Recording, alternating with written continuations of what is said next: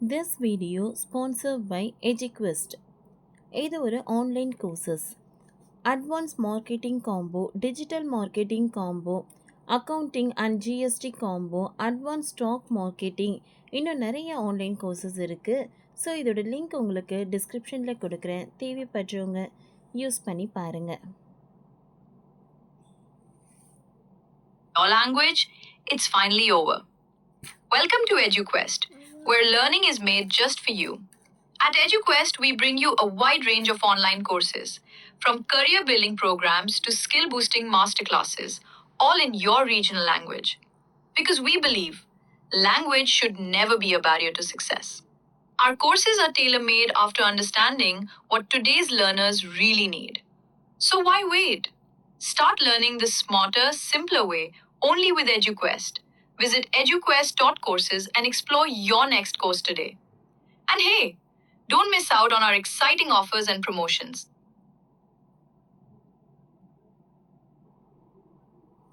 தினமும் கிச்சடி. பெரிய இயக்குனர் என சங்கரை நம்பி போனது என்னுடைய தப்புதான். தில் ராஜு பகீர் பேட்டி. இதுவரை என்னுடைய வாழ்நாளில் 58 முதல் 60 படங்கள் செய்திருக்கிறேன். அனைத்தும் இள இயக்குனர்கள் கூடதான்.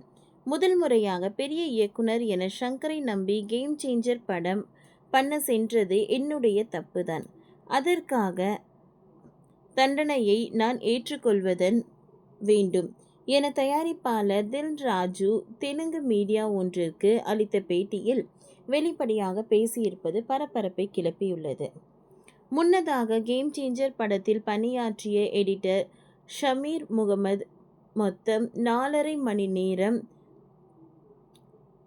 டேக்கை வைத்துக்கொண்டு படத்தை எடிட் செய்ய சங்கர் சொன்னார் என்றும், கொஞ்சம் கூட ப்ரமோஷன்களில் அவரிடம் இல்லை என பேசியது பெரும் சலசலப்பை ஏற்படுத்தியது.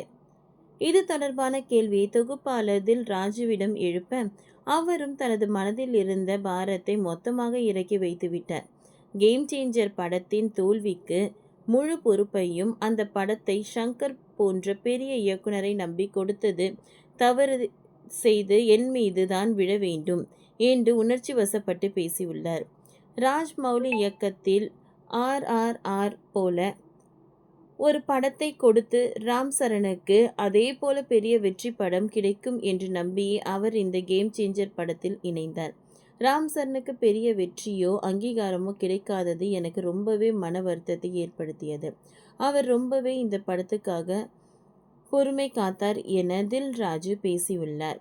ஷூட்டிங் ஸ்பாட்டில் படப்பிடிப்பில் நடக்காமல் தினமும் கிச்சடி தான் கிண்டி கொண்டிருப்பார்.